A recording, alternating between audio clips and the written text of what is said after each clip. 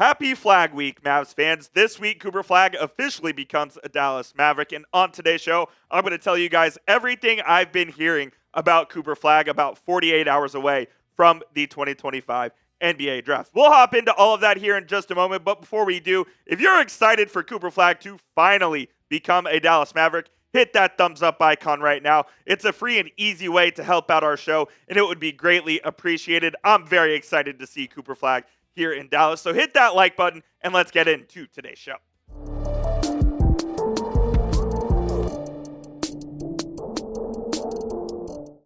Will Cooper Flagg be playing a new position when he comes to the Dallas Mavericks here in the next couple of days? I've been hearing that he could potentially be playing some shooting guard. And I know that this was something Jason Kidd mentioned back in an interview a couple of weeks ago. But the more people I've been talking to and the more I've been kind of looking online and looking at the possibilities of how Flagg is going to fit with this Mavericks roster, I really do think that him playing the two is going to become more and more of a possibility. So let's dive into why that could potentially be the case. And I think the why starts with PJ Washington. The Mavs don't want to trade him because they feel PJ is a fantastic locker room presence. They think he is great on the defensive end and he can really help instill this new culture that Nico Harrison wants to implement. But I do think they feel that Washington is too valuable to come off the bench on a regular basis. And if that's the case, you might be asking, where does that leave Cooper Flagg? Well, Flagg mainly played the 3 or the 4 in his time at Duke. Could they move him to the 2 and make an extremely big lineup? I kind of think that's where the Mavericks are leaning right now. And I know, again, this leads me to your next question. Well, what happens with Klay Thompson? I think it's time for Klay to potentially come off the bench and be the sixth man for this team. I think he would be really good at that role, and it would allow him to keep his minutes down a little bit. He played some 27 minutes a game last year in his lone season with the Mavericks, and while Klay still has a lot going for him, he can still shoot it really well. Shot 39% from 3 last year on over 7 attempts, 90% from the free throw line, 14 points a game. Didn't really do anything outside of the arc. I think Klay as a sixth man could be really good, and it would allow the Mavericks to play both Cooper Flagg and PJ Washington alongside Anthony Davis together in the starting lineup to create one of the biggest starting lineups in the NBA. You'd have Flagg at the 2 alongside Washington at the 3, Davis at the 4, and Lively at the 5. I would love if Anthony Davis was willing to play more center, but it doesn't sound like he or the Mavericks want that to happen. And with Lively and Gafford here in the fold, that does make sense to keep Davis at the 4. But this would be an extremely versatile, athletic, defensive lineup that the Mavericks could run out there. You could truly switch 2 through 4, and Cooper Flagg could be a guy that the Mavericks rely on more so on the offensive end as well to create some things. We will talk about the offensive end here in just a moment. But with this starting 5, assuming Kyrie Irving is healthy and back from his injury, grade the starting 5 for me down in the comment section. A, B, C, D, or F. How good do you think this potential starting 5 look would be for the Dallas Mavericks? While you're grading it and getting your comments down there, I want to tell you guys about our friends over at Fanatics. We've been talking about them all week, and the time is running out for you to get your Mavericks draft hat today. Go to chatsports.com/Mavs draft right now to get yours. We have this one in white with the blue brim. We have the all blue as well. If you want to look like Cooper Flagg and see what the official Mavs draft hat is, it's that one right there. Go get kitted out for Wednesday. You can probably still get it by Wednesday, but you'd have to order it today when you go to chatsports.com/Mavs draft. Fanatics will send us a part of the proceeds if you use that link. That'll be in the comments and the description of today's show. So go get hooked up, go look fresh, go get yourself some Mavs gear. And it doesn't say draft either, so you can still wear it after the draft and still look just as good. Shout out to Fanatics for sponsoring today's show. All right, some more about what I'm hearing surrounding Flagg is its potential that Jason Kidd could be giving Cooper Flagg the keys to the offense early, which includes him playing some point forward. And I did think that was interesting because one of my concerns about Cooper Flagg coming into this draft, if there were any concerns, was that his handle was a little bit loose and he doesn't have great playmaking instincts as far as initiating offense goes. But the Mavericks think that they can mold Flagg into that. And with a couple of workouts with God Shamgod, you could really improve his handle. Now, it does seem like God Shamgod is on his way out, potentially to the Orlando Magic. But I think Jason Kidd views Flagg as someone who can be a focal point of the offense.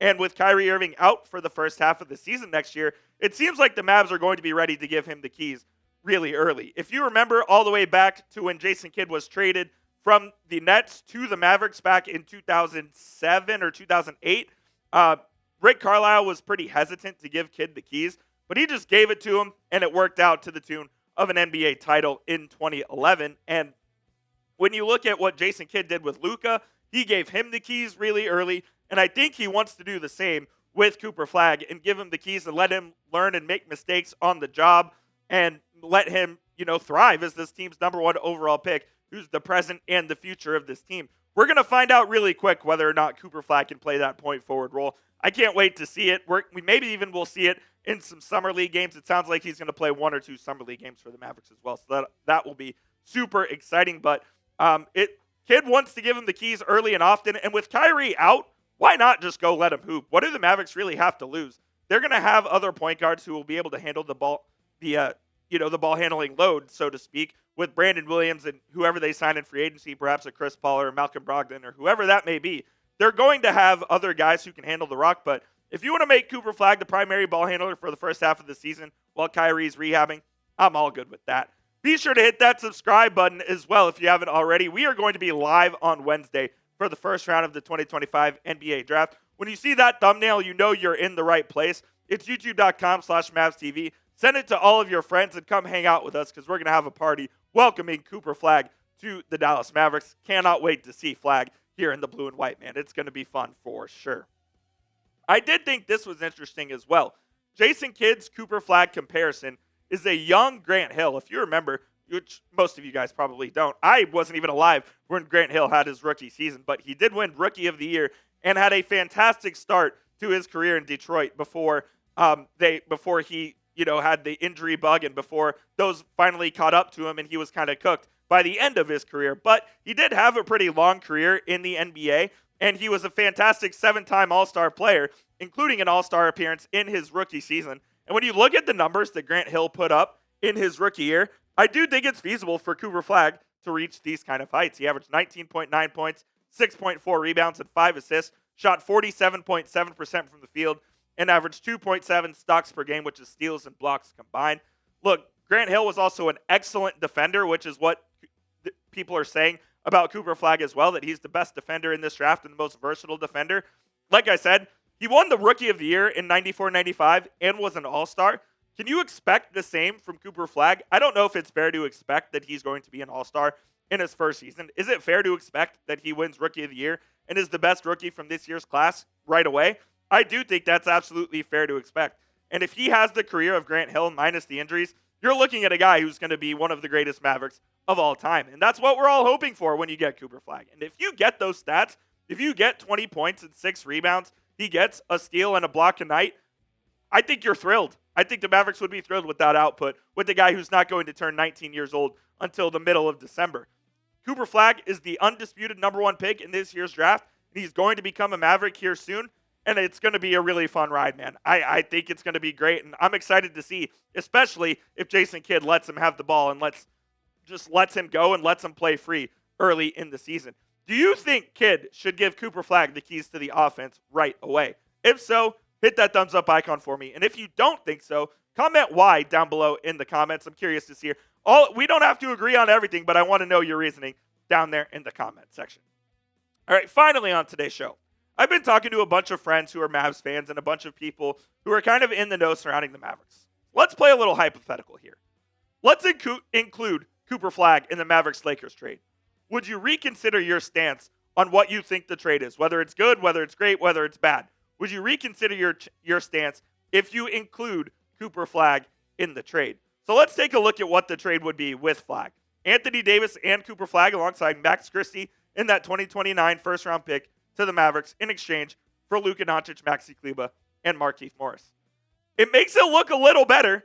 I'm not going to sit here and say Nico Harrison deserves credit because he absolutely does not deserve credit for the Mavericks winning the 1.8% chance to get Cooper Flagg. He doesn't deserve credit for that whatsoever, but it certainly does make it easier to swallow. And I'm someone who is the biggest Luka fan out there. But replacing Luka with Flagg, if the Mavs did not win the lottery, we would be having a whole different discussion about how this franchise is doomed. But they finally got a stroke of luck for the first time in the 45-year history of the team ended up winning the lottery. You go from generational player in Dirk Nowitzki to generational player in Luka Doncic to hopefully generational player in Cooper Flagg. No real team in American professional sports can really say that. The closest you can think of is the Green Bay Packers going from Brett Favre to Aaron Rodgers to Jordan Love. That's about as close as it gets, but the Mavericks have had an incredible stroke of luck with 2 generational, hopefully 3 generational players back to back to back, and hopefully Cooper Flagg can bring them an NBA title here for the first time since 2011. So let me ask you guys once again, does including Flagg make the trade better? Just give me a yes or no down there in the comment section. Look, man, I'll let you guys decide on this one. You know my feelings on the trade and on Luka and everything by now, so I'm not really going to weigh in on this one, but you guys let me know down there in the comment section if this makes it easier for you. Like I said, the draft is just about 48 hours away or so. If we hear anything surrounding the Mavericks, whether it be trade rumors, free agency rumors, Kyrie picking up his option, that deadline is tomorrow as well. Any coaching news, we will have you covered right here on the channel. So lock us in, hit that subscribe button, turn on those notifications so you don't miss a video.